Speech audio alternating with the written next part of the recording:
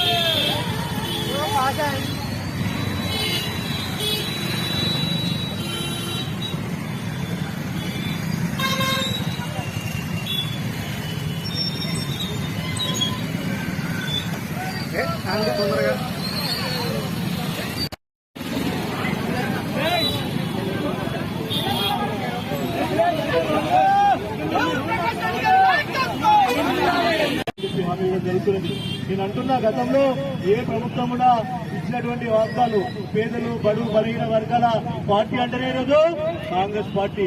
ఇచ్చిన హామీ నిలబెట్టే పార్టీ అంటే కాంగ్రెస్ పార్టీ. ప్రజలకు నమ్మకంగా ఉండే పార్టీ అంటే కాంగ్రెస్ పార్టీ. ప్రజలకు విశ్వాసాన్ని చూరగొనే పార్టీ అంటే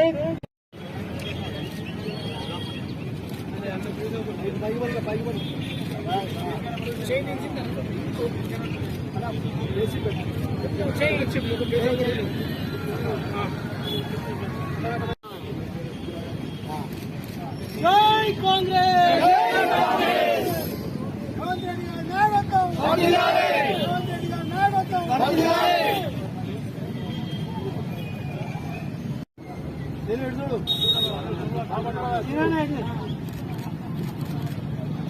भाई पाले ऊपर भाई भाई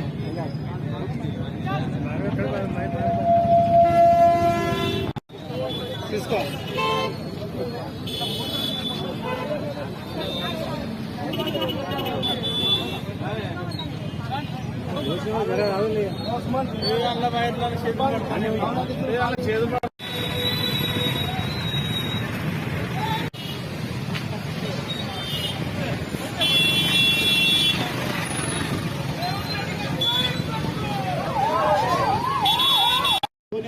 రాహుల్ గాంధీ గారి యొక్క ఆధ్వర్యంలో తెలంగాణ రాష్ట్రంలో మన జరిగినటువంటి ఎన్నికల్లో ఇచ్చిన హామీలన్నీ ఒక్కటొక్కటిగా పూర్తి చేస్తూ వస్తున్నది. అటు గత ప్రభుత్వం చేసిన 7,50,000 రూపాయల వడ్డీలు మిడ్డీలు అసలు తిరిగి ప్రగతి పదంలో హామీలు చేస్తూ వస్తున్నది. అందులో భాగంగా కానీ ఎరుగని నిధుల లోపల దేశంలో ఏ రాష్ట్రము ఏ ప్రభుత్వము గతంలో ఒకటేసారి 2 లక్షల రూపాయలు 31,000 కోట్ల రూపాయలు రైతుల ఖాతాలో వేసిన చరిత్ర లేదు. మన ప్రభుత్వము రాహుల్ గాంధీ యొక్క నేతృత్వంలో రాహుల్ గాంధీ గారు ఇచ్చినటువంటి ఒక మాట హామీ ప్రకారము మన రాష్ట్ర ముఖ్యమంత్రి రేవంత్ రెడ్డి గారు ఒకేసారి 2 లక్షల రూపాయలు రైతుల ఖాతాలో వేయడానికి నిర్ణయం తీసుకోవడం జరిగింది. ఈ రోజు 1,00,000 రూపాయలు బాకీ ఉన్నటువంటి వాళ్ళ రైతులందరి ఖాతాల లోపల సాయంత్రం 4 గంటల లోపల కంపల్సరీ వాళ్ళ ఖాతాలో గమనిస్తారని హామీ ఇవ్వడం జరిగింది. గౌరవనీయులు పెద్దలు మన రాష్ట్ర ముఖ్యమంత్రి వర్యులు కాంగ్రెస్ పార్టీ ఎన్నికల్లో రైతు రుణమాఫీపై ఇచ్చినటువంటి హామీని నెరవేర్చే విషయంలో ఈరోజు కాంగ్రెస్ పార్టీ మన రాష్ట్ర ముఖ్యమంత్రి వర్యులు రైతులకు ఏకకాలంలో 2 లక్షల రుణమాఫీ చేస్తానని మేనిఫెస్టో పెట్టడం జరిగింది.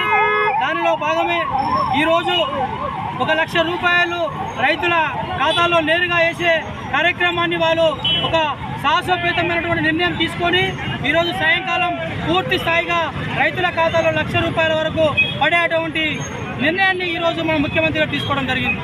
దానిలో భాగమే మా నాయకుడు గౌరవనీయులు పెద్దలు పరకాల నియోజకవర్గ ఎమ్మెల్యే పరకాల శాసనసభ్యులు శ్రీ రేవూరి ప్రకాష్ రెడ్డి గారి ఆదేశాల మేరకు వారి నాయకత్వంలో ఈరోజు పరకాల పట్టణంలో ఒక పూర్తి స్థాయిగా పట్టణం అంతా కూడా బైకు ర్యాలీతో రైతులకు సంఘీభావంగా రైతులకు ఇచ్చినటువంటి హర్షం వ్యక్తం చేస్తూ ఈరోజు మేము పూర్తి స్థాయిగా బైక్ ర్యాలీ చేయడం జరిగింది.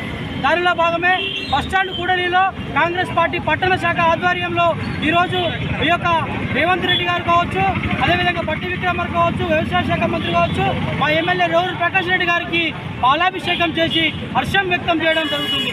అదేవిధంగా మేము ఇప్పుడు చెప్పదలుచుకున్నాం, గత ప్రభుత్వం బీఆర్ఎస్ ప్రభుత్వం, కేసీఆర్ ప్రభుత్వం రైతులకు శాపంగా మారి రైతులకు ఇచ్చినటువంటి హామీలో రైతు రుణమాఫీని ఏకకాలం చేస్తానని ఆనాడు గద్దెనెక్కి ఇచ్చినటువంటి ప్రభుత్వం కేసీఆర్ ప్రభుత్వం.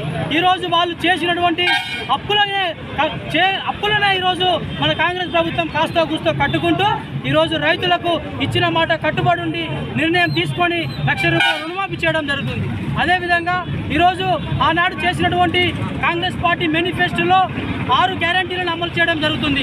6 గ్యారంటీలో ఆరోగ్యశ్రీ కావచ్చు, గ్యాస్ సిలిండర్ కావచ్చు, మహిళలకు ఉచిత బస్ సౌకర్యం కావచ్చు, అనేక విషయాలలో కూడా ఈరోజు కాంగ్రెస్ పార్టీ ఇచ్చిన మాటకు మేనిఫెస్టోలో పెట్టినటువంటి నిర్ణయాన్ని ఒక్కొక్కసారిగా నిర్ణయాలు తీసుకుంటూ ఈరోజు పూర్తి స్థాయిగా 6 గ్యారంటీలను అమలు చేయడంలో ముందున్నదని చెప్పేసి కూడా ఈ సందర్భంగా తెలియజేసుకుంటూ ఈ యొక్క 200 యూనిట్ల కరెంటును కూడా పూర్తి స్థాయిగా అమలు చేయడం జరిగింది.